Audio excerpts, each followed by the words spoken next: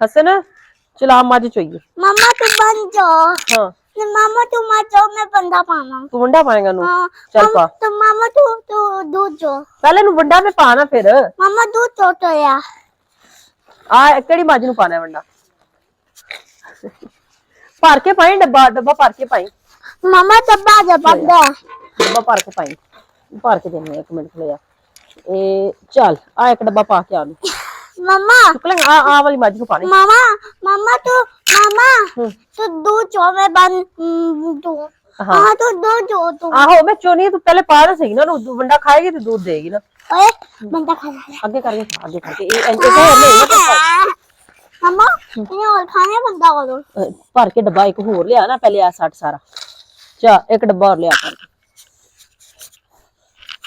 एक डब्बा और लिया।